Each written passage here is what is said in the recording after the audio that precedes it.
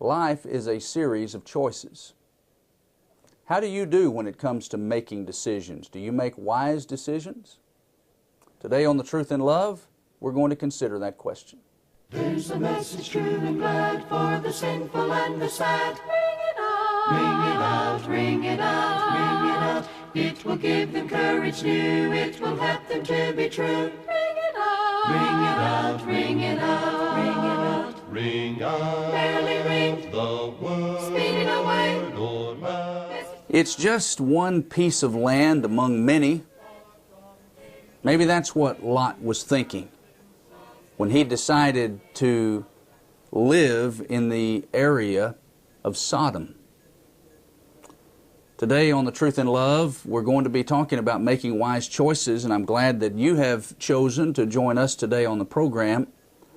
And I want to begin by looking at this example from the life of Lot and his choice to live near the towns of Sodom and Gomorrah. In Genesis chapter 13, we read about how Lot, who was the nephew of Abram, who would be called Abraham, that Lot and some of his people did not really get along with some of Abraham's people and the herdsmen of their livestock. And so Abram said to Lot, "We're brethren, you choose where you'd like to live, and then I'll take my livestock and people, and we'll live somewhere else, and there's no need for us to be at odds with one another." And so here's how that problem ended. Genesis 13, beginning in verse 10. "And Lot lifted his eyes and saw all the plain of Jordan, that it was well watered everywhere, before the Lord destroyed Sodom and Gomorrah, like the garden of the Lord, like the land of Egypt as you go toward Zoar. Then Lot chose for himself all the plain of Jordan, and Lot journeyed east, and they separated from each other. Abram dwelt in the land of Canaan, and Lot dwelt in the cities of the plain, and pitched his tent even as far as Sodom. But the men of Sodom were exceedingly wicked and sinful against the Lord." I would imagine as Lot tried to decide where he was going to live, he looked at that land and he said, "It's so fertile, it's so lush, it's so green. My livestock will love that. They'll be able to grow big and fat. I'll get top dollar.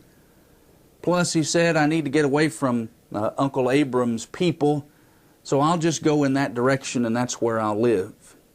Well, we're not told everything that went through Lot's mind as he tried to make that decision as to where he would live. No doubt those were some of the things that he thought about. Maybe he didn't think that decision was really such a major decision, that it really wasn't going to affect too much of his life. But he was wrong about that. It was a very important decision. And as a result of Lot's choice, here's what came into his life because of a simple decision of where to live. It brought into his life war, kidnapping. He himself was kidnapped, Genesis chapter 14. It brought about into his life oppression, the torment of wicked people in whose vicinity he lived, 2 Peter 2, verses 7 and 8. It ultimately cost him the loss of his possessions, the death of his wife, Genesis chapter 19. And all of those things came into Lot's life ultimately as a result of this choice. Where am I going to live? One of the most basic needs that we have is knowing how to make wise decisions, how to make wise choices. A number of weeks ago, we began a series of lessons here on The Truth in Love that are centered in basic principles, getting back to basics. And we've been discussing fundamental principles of biblical teaching that can affect and do affect practically every area of our lives. And that if we would look at these principles, apply them as best we can, it will change our lives. And the principle that we are considering today is the principle of choices, decisions. And we're going to talk about the important decisions, at least some of the important decisions that we have to make in life. And then we'll conclude by looking at some principles that will help us to make the wisest decisions that we can. I have told my two sons on many occasions that life is simply a series of choices. We make choices every day. Some of them not very significant. Some of them that won't matter in eternity, and that won't matter from one day to the next. But a lot of our choices are very important ones. And so, as we consider life in that light as being a series of choices, we need to be aware of the important choices we have to make and the principles by which we can make our choices reflect wisdom and not foolishness. So let's consider, first of all, what are some of life's important choices? What are some of the choices we have to make that will have a bearing on not just the rest of our lives, but also eternity? Well, first and foremost, we have to decide at some point, will I be a Christian or will I not? It doesn't get more basic and fundamental than that choice. Pilate once asked, at the time that Jesus was on trial, Matthew 27 verse 22, he said, "What shall I do with Jesus, who is called Christ?"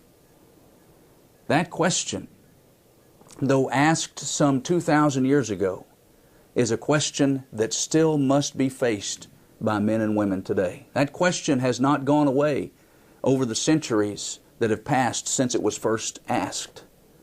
What shall I do with Jesus? You know, you have to answer that question.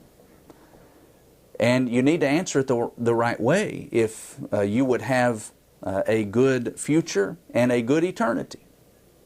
Some people try to avoid the question. Some people answer it in a bad way, a foolish way. But this question is going to determine where you spend eternity.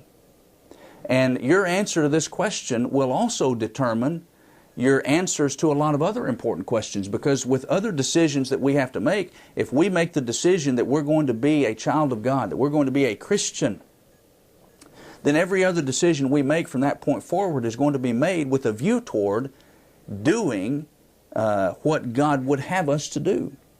And so I can't overemphasize the importance of this question. Now, we're going to come back to this question at the end of our lesson today, but I want to get it before you initially, and we'll come back to it in a little bit. But here's another question that is important. What will I choose as a career?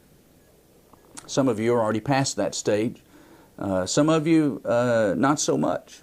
Some of you that are younger especially have this question before you that you're going to need to answer. Now, even from a worldly perspective, this is an important question, an important choice. Job markets change. We need to make a wise decision in the sense that we have to choose a career that will allow us to support ourselves financially, to be able to support our families and such. But more importantly than that is the fact that this choice can affect your marriage. It's a choice that can affect your family. And it's a choice that can affect your service to God. So it's not a choice to be entered into lightly. If you choose to serve God first, then the question of what you're going to do with your life career-wise is going to be affected.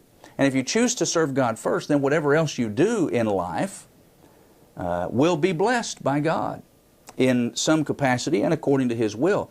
But if you choose first to chase the almighty dollar, and God has been very clear that that's not the wisest way to go, and it will bring heartache into your life. 1 Timothy 6, verses 6 through 10 teaches us that. Godliness with contentment is great gain, but they that are minded to be rich fall into temptation and a snare, and into many hurtful lusts and destruction. You see, choosing to chase money instead of chasing God and His will is a bad choice. And so as you think about your career and what you're going to do with your life, don't leave